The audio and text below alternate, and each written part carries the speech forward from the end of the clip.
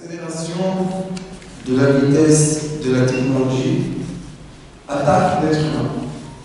Nous sommes tout le temps attaqués par des savoirs. Vous savez qu'aujourd'hui, l'être humain reçoit une quantité d'informations par jour. Il y a des gens qui deviennent malades de la quantité. Il y a des gens qui sont affectés par la quantité de savoir par jour. Au début, c'était très rigolo. Pourquoi? Parce que dans les groupes WhatsApp, on se disait « Ah, je suis dans le groupe. Ça veut dire que je suis une partie d'eux. » Et les gens entraient dans les groupes WhatsApp de sécurité nationale. « Ah, qu'est-ce qu'il y a? J'ai reçu une information. Qu'est-ce qui se passe là-bas ?» Mais après, c'est devenu encore un groupe. Et encore un groupe. Encore un groupe. Et encore un groupe. Une fois, une dame venait me voir, épuisée, sentimentalement, mais vraiment épuisée. Elle pouvait à peine marcher. Je lui dis, madame, qu'est-ce qui s'est passé? 40 ans, épuisée comme ça. Elle me dit, ah, je ne peux plus. Qu'est-ce qu'il y a? 750 groupes WhatsApp. Ça y est, je m'écroule. Je dis, mais éteignez le téléphone. Mais je ne peux pas. Ils ont besoin de moi.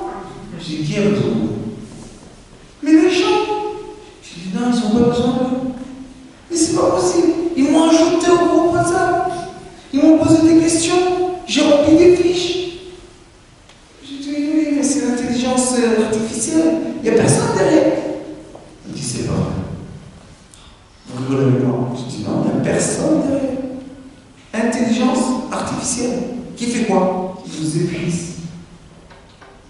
Vous comprenez que l'information épuise l'être humain. C'est comme des fois on dit qu'on est rentré dans un discours avec quelqu'un. Le discours a pris un côté très émotionnel. Et on sort d'un discours d'une demi-heure épuisé. On n'a plus de force. Maintenant, on commence à poser une question. Quelle est la question? Est-ce possible qu'une personne a rien entendu une information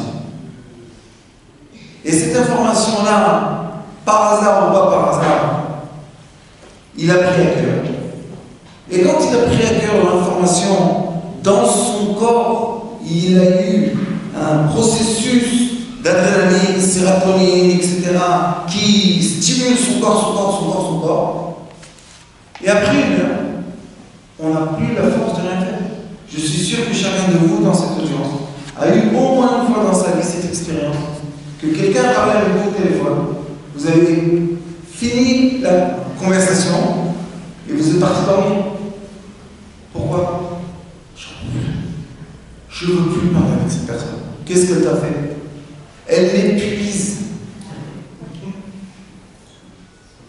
Est-ce que c'est quelque chose de scientifique ou est-ce que c'est un problème psychologique? Où est le problème vraiment? La réponse est que le problème est physique. Notre corps est des fréquences de lumière.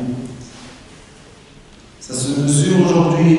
Il y a beaucoup de films sur YouTube, on voit, on mesure, on filme le corps et on voit que c'est des fréquences de lumière. Il n'y a pas vraiment quelque chose de réel. Quand on descend dans l'atome, on voit que les électrons, c'est des fréquences de lumière. Et même, aujourd'hui, qui parlent du proton, ils disent que la vitesse que le proton crée, ça nous donne l'image d'une masse. Mais en réalité, il n'y a rien du tout. C'est ce qu'ils disent. Et d'après la Torah, on sait que l'être humain est constitué de lumière, comme il était dit. Dieu a dit, il sera la lumière et la lumière sera. Et entre Yehi Or, Vayehi Or, sera la lumière et sera la lumière, il y a un Vav.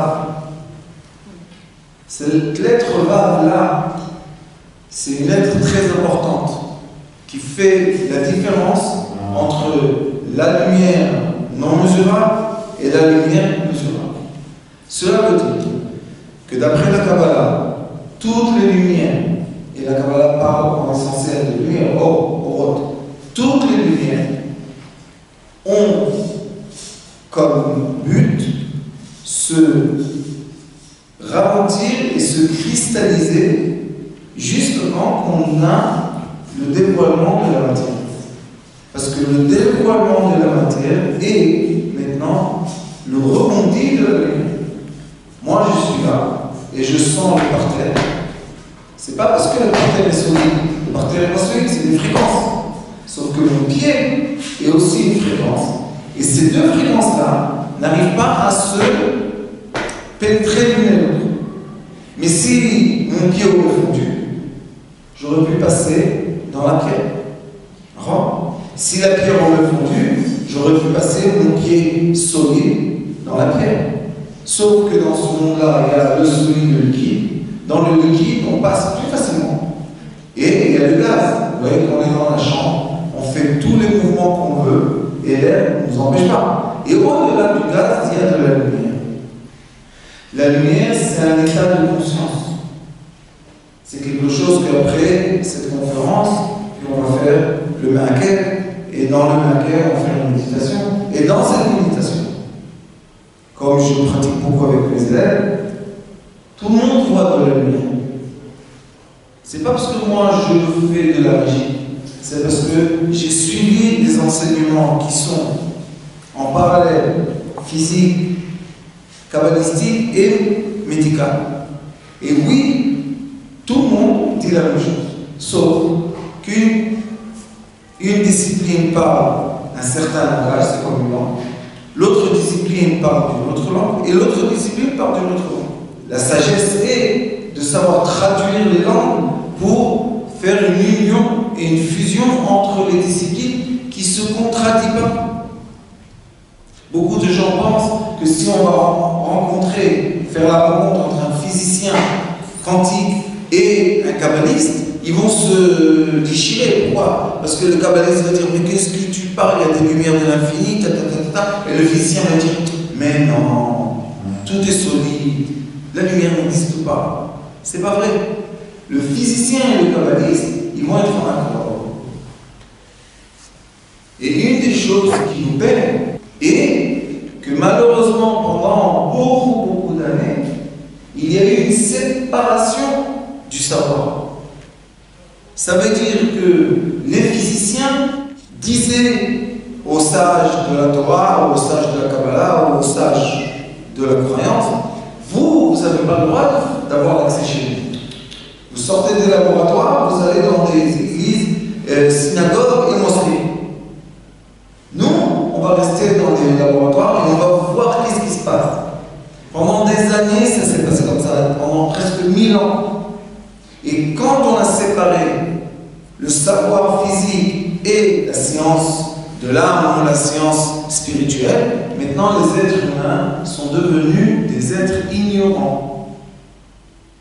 Parce que l'être humain a besoin, pour être entier, de règles de savoir, de diamètres de savoir. Il est obligé de ressentir l'antimatière, qui est là, structure de l'âme, et il est obligé de comprendre comment l'antimatière comment elle agit sur la matière, et comment la matière crée l'antimatière. Et ça s'appelle en Kabbalah, Vachayot, Ratso, Vachot. Les lumières font un mouvement. Dans un côté, ils se concrétisent à la matière, mais d'un autre côté, la matière, quand on l'utilise, elle se frotte et elle perd des électrons. Et tous ceux qui sont un peu dans la physique savent que quand on regarde là-dedans, une des questions les plus problématiques de la physique, qui n'ont pas de réponse encore, mais ils vont l'avoir, c'est pourquoi l'électron disparaît, et s'il disparaît, où on le retrouve? Nulle part. Et d'où l'électron apparaît? D'où il vient?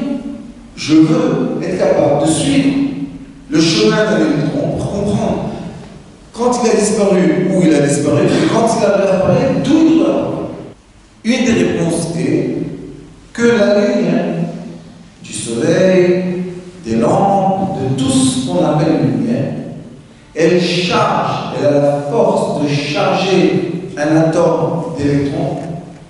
Et l'électron, quand il se décharge, on voit une étincelle de lumière. C'est pour ça que toutes les matières sur Terre, avec des caméras qui sont des caméras spécialisées aux photons, toutes les matières sur Terre dégagent de la lumière.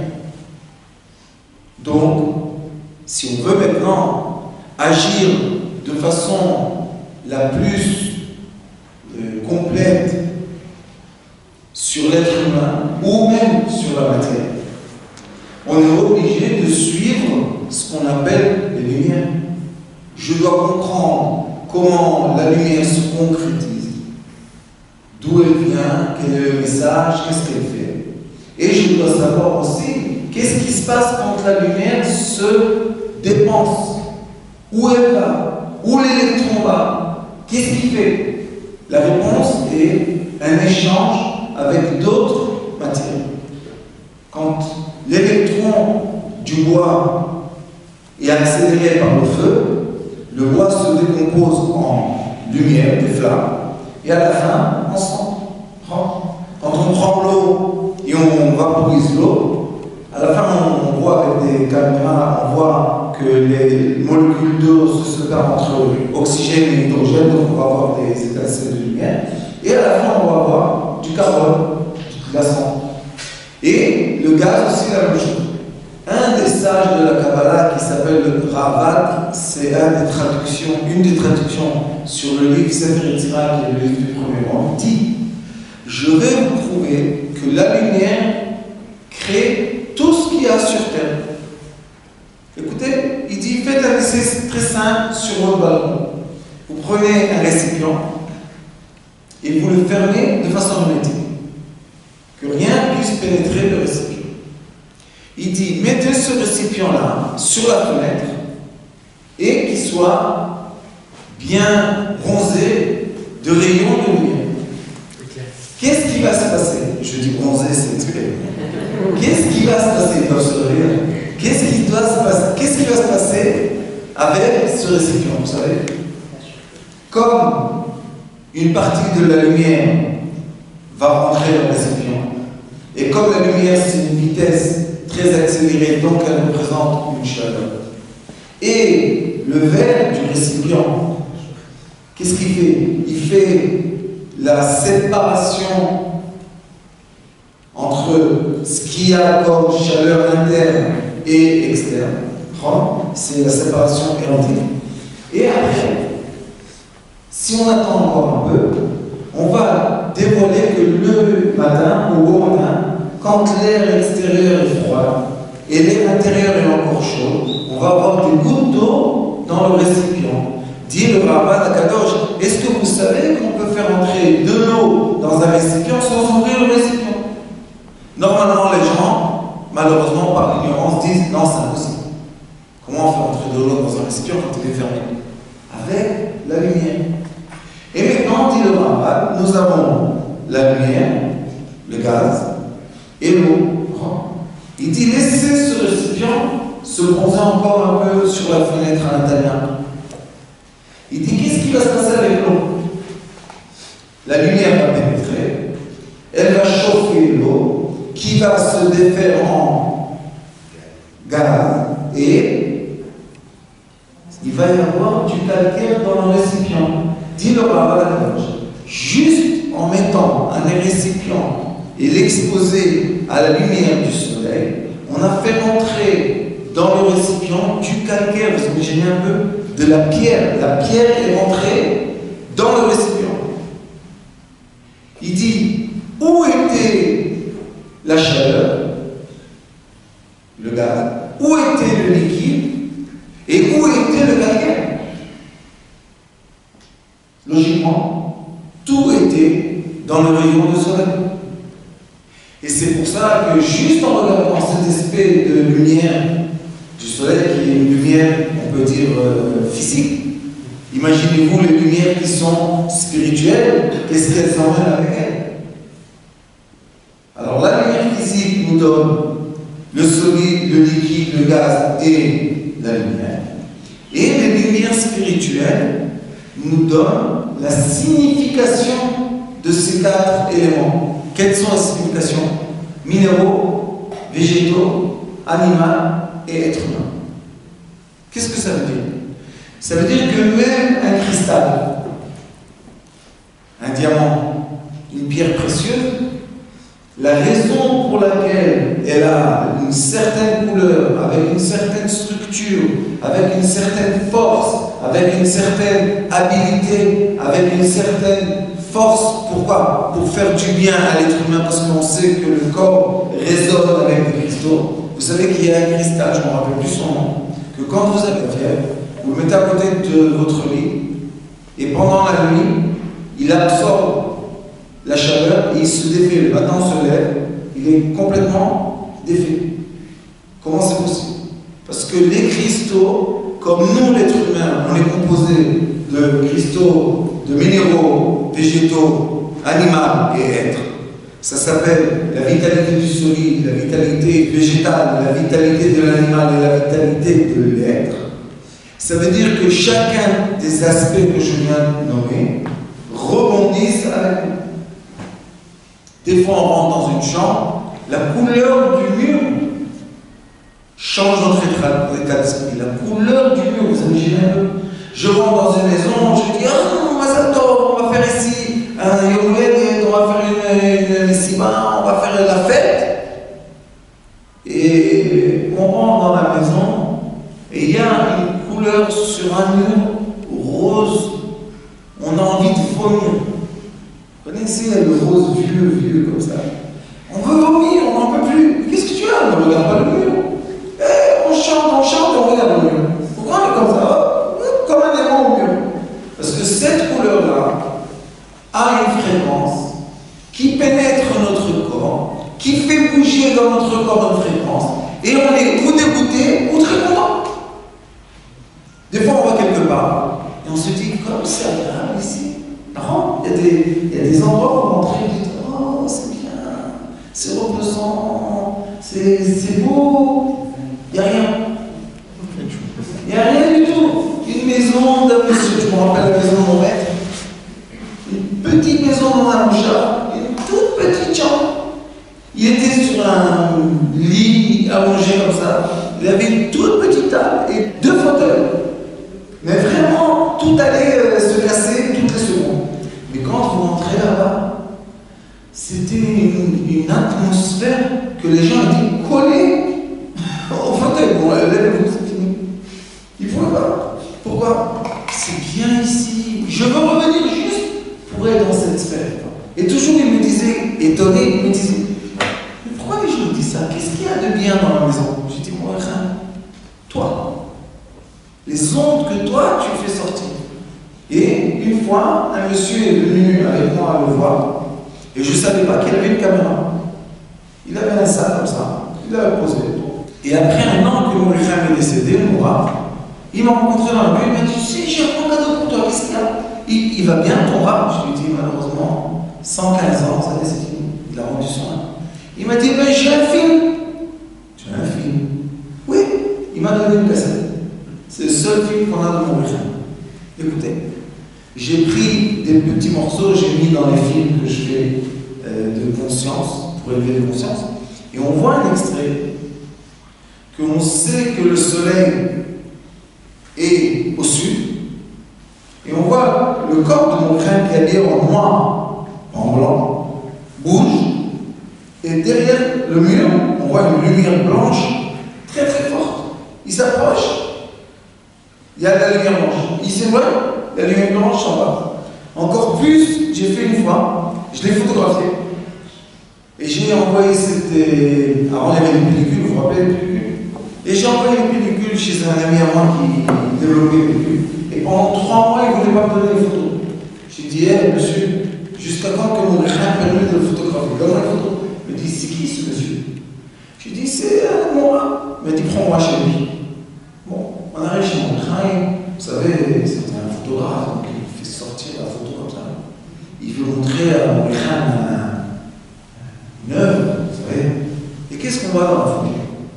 On voit 5 traits de feu dans sa main. Maintenant, il n'y avait pas le Photoshop à l'époque, il n'y avait rien du tout. Mon rap regardait comme ça. le met dans la pochette. Il a mis de côté. L'autre lui dit, hé monsieur, qu'est-ce qu'il y a? Ouvrez la photo, qu'est-ce qu'il y a? Vous voyez pas qu'il y a de feu dans votre bar? Il lui dit, ah non, du feu dans mon bar. Donc lui, il ne comprenait pas que dans sa maison, il y avait des lumières extraordinaires. Pour lui, c'était très naturel. Mais nous, les êtres humains, comme on est consommateurs de lumière, lumière et l'essence, comme on met de l'essence dans la voiture, ou on prend de l'électricité pour charger les batteries, l'être humain, son essence, c'est la lumière. Quelle lumière? Deux lumières. La lumière de l'aspect physique qui s'appelle solide, liquide, gaz et lumière, et la lumière qui s'appelle la structure de l'être humain qui explique le solide, les végétaux, les forces de végétaux, les forces de l'animal et les forces de l'être humain. Ça veut dire que nous avons à la fois l'atome, et dans l'atome, nous avons la lumière qui donne la signification de cet atome. Ça s'appelle dans le Zohar HaKadosh Or Torchut Ve'Nekuda Ve'Echad. Il y a deux phrases qui résument. Or Torchut, ça veut dire que entre les couches des électrons, nous avons de la lumière. Ça s'appelle Or Tor. La lumière dans l'atome. Et de l'autre côté, nous avons l'atome dans les sphères qui l'entourent. C'est le champ électromagnétique qui entoure l'atome et c'est les champs électromagnétiques qu'il y a entre les couches de l'atome. Maintenant, quand on parle de ça, vous savez, les gens disent « Ah, c'est physique, c'est loin de moi, qu'est-ce que je fais avec, laisse-moi tranquille. » Mais quand on dit à une personne « Tu sais, tu as de la fièvre? Oui. Eh bien, prends, qu'est-ce qu'on prenait en français? Advil? Doliprane, en Israël c'est Akamoli, chacun a le nom. Mais qu'est-ce qu'on mange? Qu'est-ce qu'on fait rentrer dans le corps? On fait rentrer des atomes chimiques que quand ils rencontrent la digestion, l'acidité de l'estomac défait l'encapsulation des produits chimiques. Ces produits chimiques-là vont aller dans le duodénum, et du duodénum vont aller dans le foie, et du foie, ils vont être chargés dans le sang, et du sang, ils vont circuler dans notre corps. C'est pour ça que des fois, les docteurs disent, ce cachet-là, tu dois prendre avec de la nourriture, ce cachet-là, tu dois prendre avant de manger, et ce cachet-là, tu dois prendre après manger. Quoi, ils n'ont rien à faire, ils vont bousculer autour des cachets, parce qu'ils savent. Un certain cachet a été créé pour être défait dans l'acidité propre, à jamais. Un cachet a été créé que seulement quand l'estomac fait la digestion avec du manger, ce cachet-là doit s'ouvrir. Pourquoi? Parce qu'il est puissant. Donc, le manger qu'on a mangé amortit le cachet. Et il y a d'autres cachets qui doivent se défaire quand l'estomac, le liquide de l'estomac est acide parce qu'il a déjà défait le manger. Vous voyez que oui, ça nous concerne tous. Comment les atomes vibrent.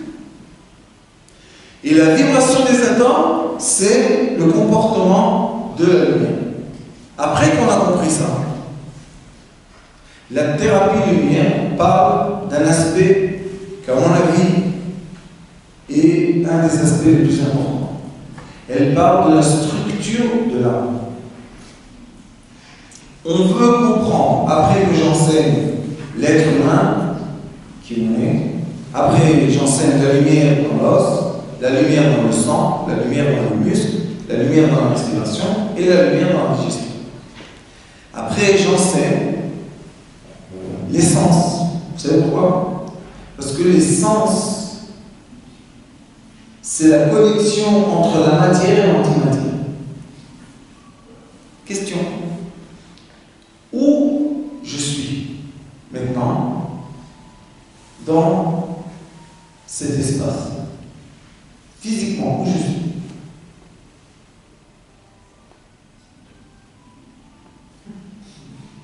C'est une question piège. À côté de la table. Vous n'avez pas le droit de bouger. Où je suis? À quelques mètres de moi. Dans notre œil. Dans notre œil. Il s'approche. Je suis dans son œil. Où dans ton œil? Comment un être comme moi rentre dans un tout petit œil? Où je suis? Vous avez jamais posé la question où vous êtes? Qui je suis? Qui mange? L'estomac mange, moi je mange. Mon cerveau mange, qui mange? Qui a mal? Si je vais suivre les récepteurs qui captent la lumière d'une image, parce que c'est une image. Vous savez qu'aujourd'hui il y a des hologrammes sur scène. Vous pouvez voir Michael Jackson faire tout un concert, et Michael Jackson est décédé. Et comment on le voit? Et on le voit tellement solide que pour nous il est là. Vous savez qu'il y a un grand maître de conscience dans le monde qui s'appelle Tony Robbins. Et lui, il fait des concerts, il explique la conscience. Il fait 10 stades dans le monde. Au même moment, 300 000 personnes. Et la question est, où il est? Dans quel stade il est vraiment? Il est en Amérique, il est en Chine, il est en Philippines, où il est? Comment on peut savoir? On ne peut pas savoir. Donc on va suivre le sens de la lumière seulement. Moi, j'ai de la lumière qui est projetée sur mon corps. Qu'est-ce que je fais maintenant? Je décharge une partie de cette lumière. Donc vous voyez une couleur noire, des mains blanches à cause de la lumière blanche qui est au-dessus de ma tête, rentre. Et ce que vous voyez, ce sont des lumières qui ont atteint mon physique, qui sont rebondies vers vous. Maintenant, cette lumière, elle a touché quoi? La lumière a touché la rétine. La rétine est une épaisseur qui transforme des photons en champ électromagnétique. C'est plutôt électrochimie. Ça veut dire que maintenant la lumière s'est transformée dans votre œil en quoi? En particules électrochimiques qui circulent sur un système nerveux. Les nerfs optiques qui se croisent ici vont aller en arrière et vont pénétrer mon cerveau ici. Occipital. Question. Où je suis? Dans la lumière. Vous n'avez pas de temps? Dans la rétine. Où je suis? Dans la rétine. Non. Puisque la rétine, c'est juste. C'est une image. C'est juste quelque chose qui amortit des lumières et qui transforme en champ électrochimique. Donc où je suis? Dans le cerveau. Hein? Dans la lumière, une lumière qui projette Exactement. notre lumière. Donc je suis rien que de la lumière. Si on va maintenant éteindre toute la lumière et aucune lumière va toucher mon corps pour revenir à vous, où je vais être? Dans l'obscurité totale où je suis. Je suis plus. Vous voulez que je disparaisse? Allez, on va faire un truc.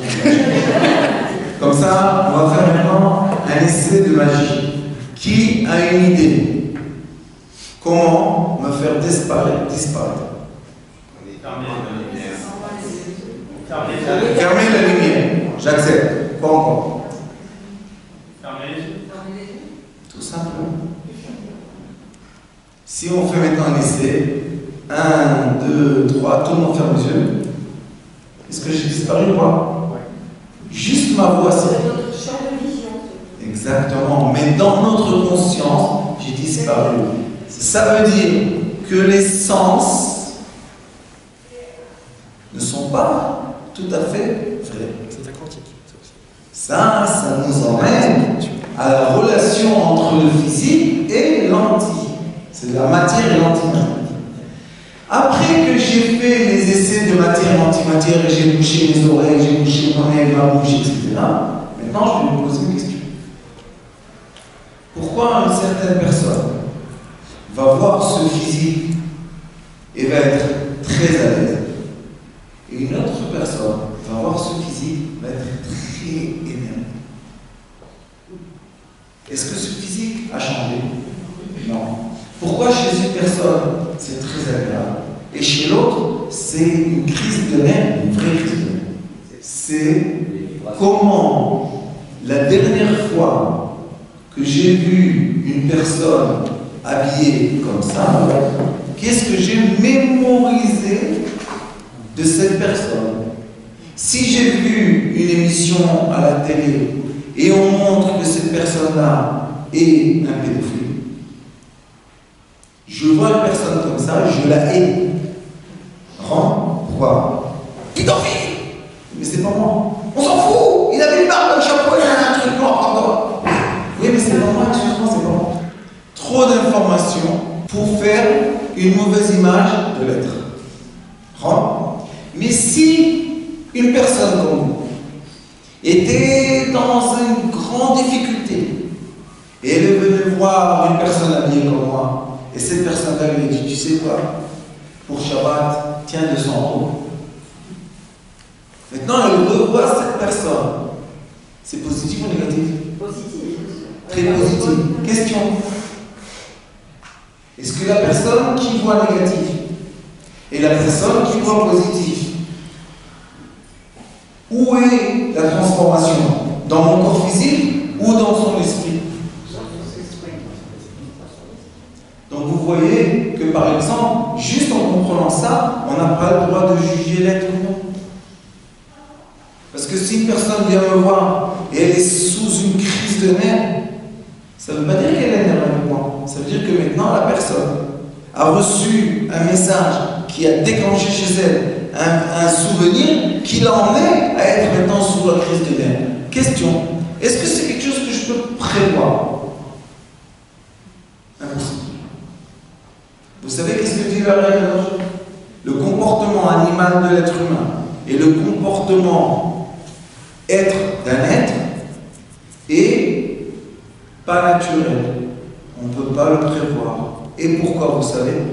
Parce que l'être humain a un élément, et aussi les animaux, qui s'appelle la volonté. Ils veulent. Ça veut dire quoi vouloir? Est-ce qu'on a tous les mêmes volontés? Aucun de nous a la même volonté. Ça veut dire que nous sommes chacun une identité unique. Et comme nous sommes une identité unique, si on comprend ce que je viens de vous dire, maintenant on est obligé d'aimer son prochain, qu'il soit juif, bouddhiste, arabe, musulman, chrétien, je ne sais pas quoi. On est obligé de l'aimer. Pourquoi? Parce que c'est une identité unique qui représente pour nous une lumière que personne d'autre peut représenter. La preuve que dans cette chambre, il y a énormément de lumière, qui éclaire énormément de personnalités différentes. Et ces personnalités différentes ont chacun une identité unique. Et cette identité unique peut me donner une information unique qui peut enrichir mon savoir. Maintenant, on va commencer à juger les gens. Qu'est-ce qu'on fait? On élimine. Celui-là pas bien, celui-là pas bien, celui-là pas bien, celui-là pas bien, celui-là comme ça. Tac, tac, tac, tac, tac, tac, tac, on élimine tout le monde. Qu'est-ce qu'on devient? Une personne isolée. Socialement isolée. Qu'est-ce qui se passe quand on est socialement isolé? On a une qualité de vie élevée ou très basse? Mais d'un autre côté, quand on est en société, qu'est-ce qu'on sent? Qu'on est jugé. C'est agréable ou pas? Désagréable. Alors qu'est-ce qu'on fait? Vivre dans la société ou vivre en dehors de la société? Vivre dans une société qui est une société de gens instruits et non pas de gens ignorants. Et le summum de l'instruction d'une société est aime ton prochain. Pourquoi? Parce que c'est une identité unique qui ne peut pas se reproduire nulle part. Nulle part au monde existe cette identité qui est en face de toi maintenant. prend une personne qui est malade de beaucoup de choses et qui a des douleurs à droite à gauche, et on commence à lui donner l'information, écoutez bien, l'information verbale, qu'elle est une identité unique, la personne commence à s'élever comme une bougie qu'on allume, et la flamme de lumière commence à monter vers le haut, et les douleurs disparaissent. Qui est fort en ambiance? Qui me permet de lui faire du mal, mais vraiment souffrir? Voilà. Si c'est physique, ça va. Physique. La main de l'être humain représente la fin, vous voyez, la main, la fin des mains, la fin des pieds, la fin du nez, la fin des oreilles, représente le cerveau. Et c'est pour ça que juste en faisant une petite action, agir sur le cerveau, ça vous aurait fait mal. D'accord? Ça fait très mal, je confirme. Ça veut dire quoi très mal? Sur une échelle de 10, on est à 7, 8. 7, 8. Voilà. Asseyez-vous là. Et ça fait très mal. Qui veut venir? Je fais mal. Allez, Voilà. et regardez ce que je fais, encore une fois, j'explique. Je prends la fin des nerfs, d'accord, et je pousse. Vous appuyez sur des terminaisons nerveuses qui font mal. Et J'ai mal, mais... vous avez mal? Oui. Maintenant, regardez ce qu'on fait. Je reprends le même endroit qui fait mal malheureusement. Hein? Je reprends l'endroit qui fait mal, et plus je pousse, et plus ça fait mal normalement. Et ce qui se passe normalement quand les gens ne sont pas de ce niveau, et je suis content que le monde s'élève de niveau, normalement je fais comme ça, et hop, je les mets par terre. Et on voit comment 4 doigts mettent par terre 100 kilos. Et maintenant, il a dit que ça fait mal à l'échelle de 1 à 10, combien? 8, 9, 1. Je veux être capable de lui donner une information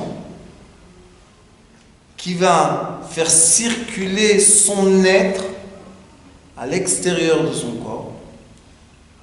Et maintenant, son corps ne ressentira plus la douleur. Est-ce que c'est possible? Je vais vous donner un exemple que vous connaissez. Quand on est très impliqué dans un livre, hein, et on lit quelque chose qui nous intéresse vraiment, et à un certain moment, on est complètement dans l'histoire, et on n'est plus dans les lettres, on est déjà dans l'histoire, et quelqu'un nous appelle. Est-ce qu'on l'entend? Qu'est-ce qui s'est passé avec nos oreilles? Ils sont coupés ou quoi? Qu'est-ce qui s'est passé? L'intention. L'intention. Quand je mets mon intention où il faut, mon corps n'a pas de souffrance. Monsieur va penser à quelqu'un qu'il aime. Mais vraiment. Et maintenant, ce que je fais, c'est je pousse. D'accord? Comment je sais s'il est vraiment dans l'intention ou pas? Ça s'appelle la tension musculaire. La tension musculaire est la présence, la quantité de présence de lumière dans l'être. Mais si lui, maintenant, il est parti voir sa maman à la maison, il la voit assis dans son canapé, boire son petit thé et regarder l'émission qu'il connaît à la télé, où il est maintenant?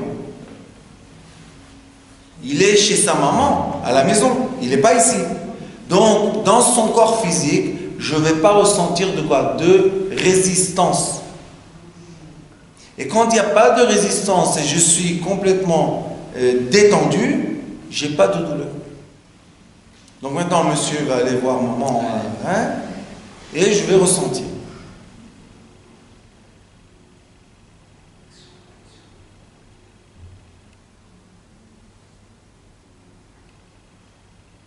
Maintenant, j'ai appuyé, comme tout à l'heure, regardez, sur les ongles, on voit la couleur de l'ongle. Si je n'appuie pas, c'est pas blanc ni rouge, mais c'est rouge et blanc.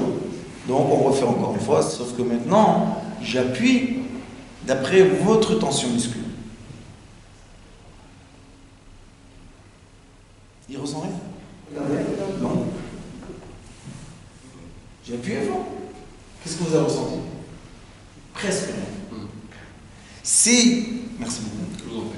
J'espère que je vous ai. Donc si vraiment j'ai réussi à faire circuler la personne à son extérieur, maintenant, ça veut dire que la lumière de la volonté de l'être n'est plus encapsulée dans le corps physique, et c'est pour ça que j'ai plus mal.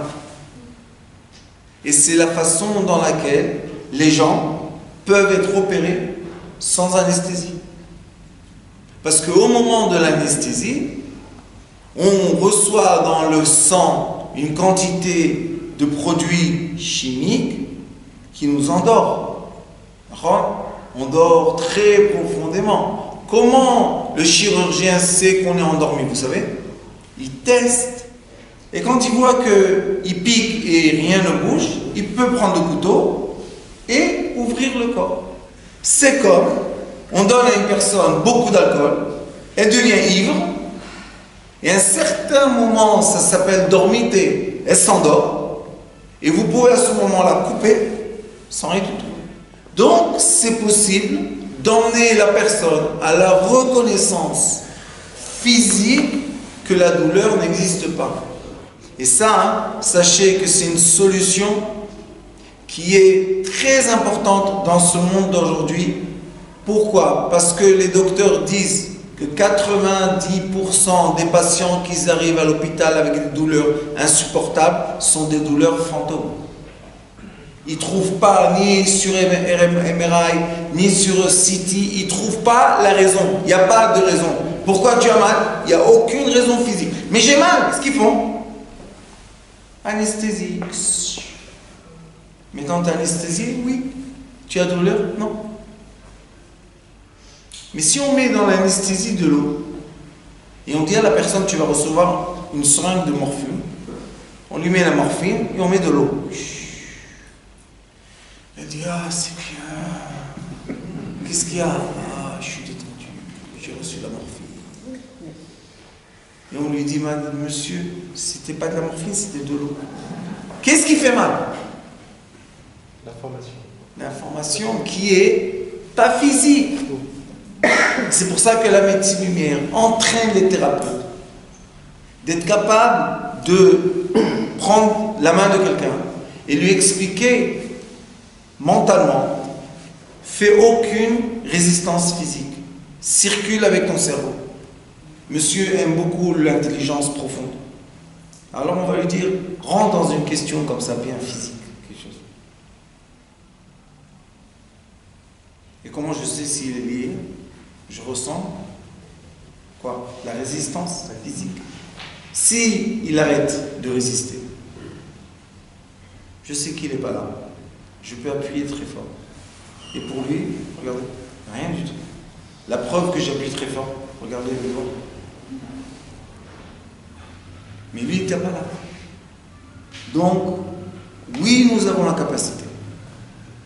Oui, nous avons la capacité d'être maître de soi-même et non pas esclave de la volonté des autres. Je vous remercie. Merci. Donc, je confirme, j'étais à 0 en douleur. Oui.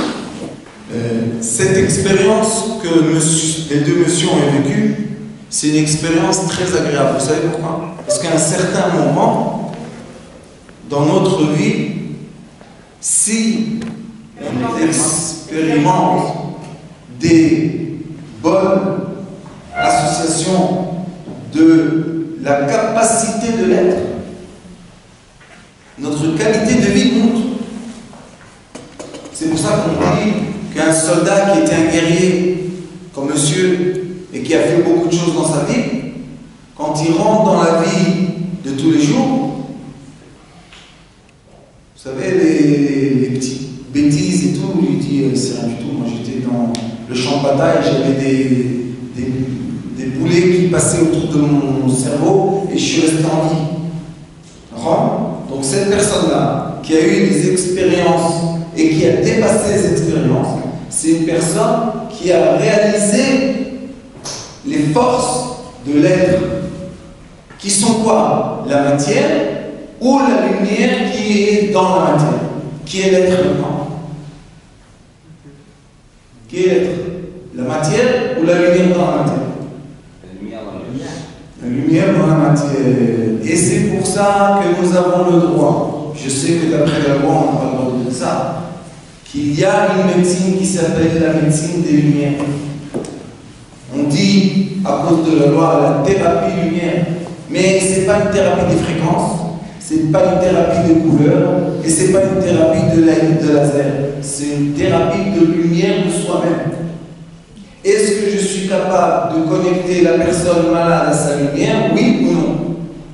Si je suis capable de connecter la personne malade, il y a dernièrement, j'ai eu 2 personnes qui ont eu le cancer, avec une tumeur de 3-4 cm, et juste en séance, comme on va faire dans la deuxième partie de cette soirée, juste en séance de méditation, les tumeurs ont disparu.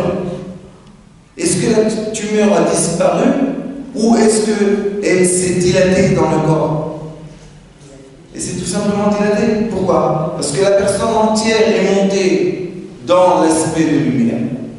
Donc, on n'est plus le côté lourd de l'angoisse, de la peur, de la crainte, de la solitude, etc., etc., etc. On est maintenant quelque chose qui est une alchimie de bonheur et d'amour et d'acceptation de soi-même. Maintenant, on n'a plus besoin des tumeurs. Comment on a des pierres dans notre corps, dans la Bible? Comment il y a des pierres? Il y a des pierres de pierre. Moi, j'en avais. Ils ont sorti. J'ai un petit flacon comme ça avec les pierres qu'ils ont sorti. Comment ils se créent ces pierres-là, vous savez? Beaucoup de tension, beaucoup de concentration, de douleur, et tout se contracte. Et à la fin, le liquide devient solide.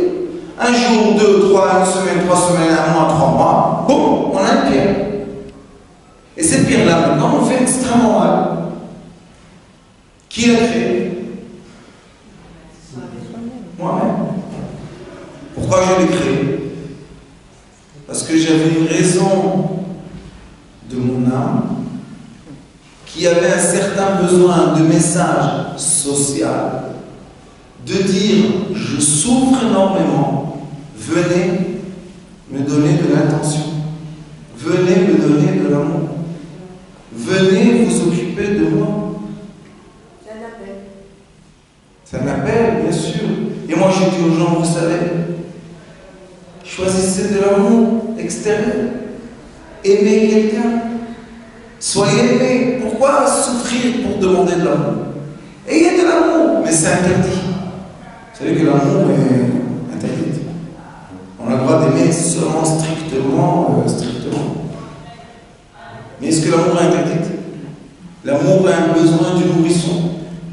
L'amour a besoin du premier bébé qui est venu au monde. Donc si on n'a pas d'amour, on n'a pas de vie. Pourquoi aller chercher l'amour par la négativité et non pas aller chercher l'amour par la positivité? Pourquoi une femme n'a pas le droit de dire à son mari, fais-moi un câlin? Pourquoi le mari n'a pas le droit de dire à sa femme, j'ai une journée affreuse, tu peux me caresser la tête un peu? Ça se fait pas, c'est pas comme ça, qu'est-ce que tu es, féminin, qu'est-ce que tu as là, etc. Beaucoup d'orgueil qui nous séparent de nous-mêmes. Nous avons besoin d'affection et d'amour. L'affection et l'amour est une partie d'un grand schéma qui s'appelle la structure de l'être, la structure de l'amour. Et dans la thérapie lumière, au Hachem, presque un an entier, on déchiffre la structure de l'être humain de façon tellement claire qu'on sait comment se comporter et comment comprendre une personne qui est dans la vitalité bestiale, les adolescents, les gens en manque, etc. Et comment se comporter et comprendre la personne qui est dans la vitalité du parent, la vitalité du cerveau. Cette personne-là a une grande différence que la personne qui a des manques et une vitalité bestiale. Vous savez quel est le but des deux? la vitalité bestiale nous emmène à la fin à un équilibre qui est la volonté. Et la vitalité de l'être nous emmène à un équilibre qui s'appelle le libre arbitre. Quand une personne a encore des besoins physiques qu'il n'a pas réussi à accomplir dans sa vie, est-ce qu'il peut avoir un libre arbitre? Impossible, parce qu'il est manipulé encore par des volontés. Mais si une personne, ça y est, il a accompli ses volontés, tout va bien. Maintenant, il va, par exemple, une glace. Vous savez qu'il y a des gens qui sont addicts aux glaces. Quand ils voient un glacier, ils mangent 2 litres de glace. Après, ils ont mal au ventre, une semaine, diarrhée, etc. Mais chaque fois qu'ils vont aller chez le glacier, un autre, il passe à côté du glacier. Quand il avait 20 ans, il mangeait aussi 2 litres. Et maintenant, il regarde. Ça va, il continue. Est-ce qu'il souffre de ne pas manger la glace? Non, pourquoi? Parce qu'il est monté de degré. Celui-là qui passe à côté de la glace et on dit ne mange pas, t'as pas le droit de manger, c'est du diabète, c'est du sucre. Est-ce qu'il a souffert de ne pas manger la glace? Le premier bestial, bien sûr qu'il a souffert. Pourquoi vous m'empêchez? Et qu'est-ce que c'est? Et je veux, et vous êtes contre moi, et vous êtes méchant. Mais tu comprends pas, tu vas manger la glace, tu vas être malade, je m'en fous. Vous connaissez les adolescents? Voilà. Ce sont 2 êtres humains qui ont maintenant 2 informations différentes dans leur corps, qui vont manipuler l'état d'esprit d'une autre façon. Si on comprend ça, maintenant c'est très facile de parler avec les gens. Chacun a son langage. Et moi je m'adapte à chaque langage. C'est comme les disciplines du travail. Une personne travaille dans le droit, une personne travaille dans la médecine, et une personne travaille dans l'informatique. Maintenant on commence à parler d'un sujet. Vous pensez qu'ils vont avoir une harmonie entre eux? Non, chacun comprend le sujet d'après sa discipline. Et la thérapie lumière, une des choses les plus importantes que j'enseigne, et maintenant c'est mes lions qui enseignent aussi, une des choses la plus belle, c'est l'écoute de son prochain. Mets-toi à l'écoute, entends-le. Il a beaucoup de choses à dire. Je crée dans la personne qui est en face de moi l'auto-guérison. Vous comprenez comme c'est puissant?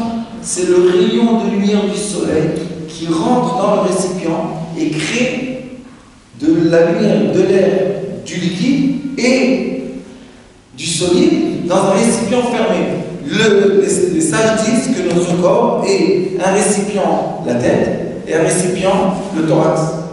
Nous sommes des récipients. Et c'est pour ça qu'on capte des ondes. Et des fois, quelqu'un nous a dit une mauvaise parole. La parole est rentrée jusqu'au cœur. Et maintenant, on est dans un état d'esprit très très mal. Vous voyez que votre état d'esprit et votre état physique dépendent de quoi? Des ondes qui vont atteindre votre physique et comment vous allez interpréter ces ondes-là. Nous avons eu la chance, par la sagesse, qui est la sagesse de la physique quantique et kabbalistique, de développer des éléments qui sont très très importants pour l'être humain. Un élément s'appelle le magen. C'est un élément qui protège les personnes. Pourquoi j'ai développé ça? Parce que les êtres humains ont un besoin, un vrai besoin de protection. Ça, c'est le magen. Qu'est-ce que ça veut dire? Cet élément-là, qui est un élément de traits, qui sont des traits géométriques, comme les traits géométriques qu'on fait entre les étoiles, qui ont une signification, et les traits géométriques qu'il y a entre les atomes qui créent les molécules qui ont une signification. Quand on sait accorder des traits comme la sagesse le dit, on est capable de surmonter beaucoup de problèmes juste en ayant un élément comme ça sur soi. Pour faire la démonstration, on va demander à... Mettez votre téléphone là. Encore une fois, la façon dans laquelle je vais tester ce que je vous démontrer, c'est avec la tension musculaire. Pourquoi? Parce que la tension musculaire, c'est l'information de l'air qu'il y a dans le sang qui coule dans le corps. Alors, ce que je vais faire, je vais demander à un monsieur de faire un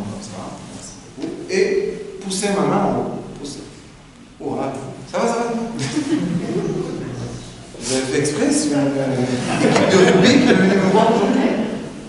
Très fort. Maintenant, qu'est-ce qui se passe avec un élément électromagnétique? L'électromagnétisme d'une batterie est inverse, une énergie inverse à l'être humain. L'énergie de l'être humain va à droite, l'énergie d'une batterie va à gauche. Pousse. Fais le maximum. Fais. Voilà. Non. Ouais. Pousse. Qu'est-ce qu'il y a? Qu'est-ce qui s'est passé? J'ai perdu le jeu. Donne-moi là. Vas-y, pousse. Ah, je suis fatigué. T'as regagné. Attendez, on va faire comme des boxeurs. Tiens ça. Maintenant, vous vous rappelez que quand il a pris, ça défait le champ électromagnétique. Élément géométrique.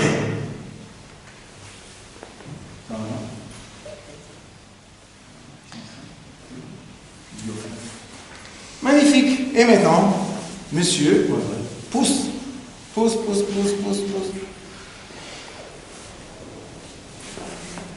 Hein? Impressionnant. Sans quelle matière? Argent pur. Qu'est-ce qui est l'importance? C'est les traits des formes. Je vais essayer avec autre chose. Puis je donne Oui, venez. quelque chose de rond. Ce que vous voulez.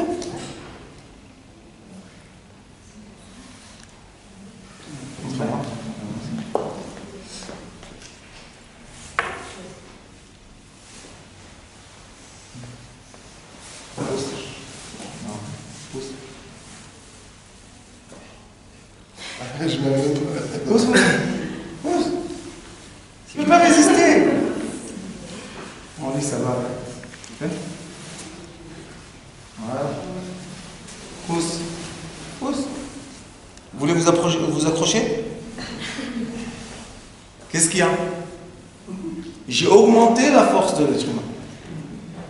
Pourquoi? Parce que les traits géométriques représentent des forces lumière. Et comme ces traits-là représentent les forces lumière de l'univers, donc l'être humain qui porte ces traits-là a une protection des lumières de l'univers. C'est pas de la rigolade. Et aujourd'hui, comme on est entouré de plein d'électromagnétisme, sans vouloir, notre corps s'affaiblit. On a des maladies imaginaires complètement. On ne sait pas comment les guérir. On reçoit des traitements qui ne sont pas adaptés aux problèmes imaginaires. Et quand on a un traitement qui n'est pas adapté, qu'est-ce qui se passe au corps physique? Il commence à se déformer d'après ce traitement-là.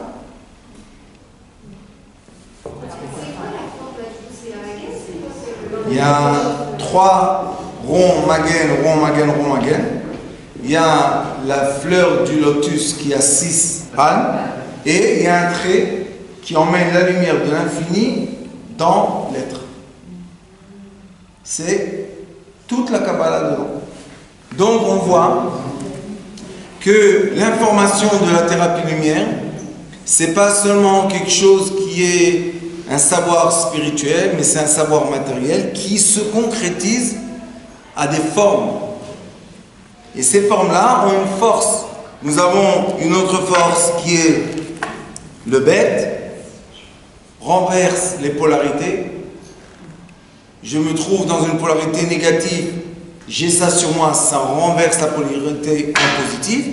Et j'ai le Yud, qui est une information très importante, je n'ai pas encore fini d'écrire un livre dessus. Mais en effet ici, j'ai 118 lumières qui créent l'atome complet. Donc chaque personne qui a un espace, qui a des fuites d'énergie, on lui donne ça, cet espace se remplit d'énergie. Merci.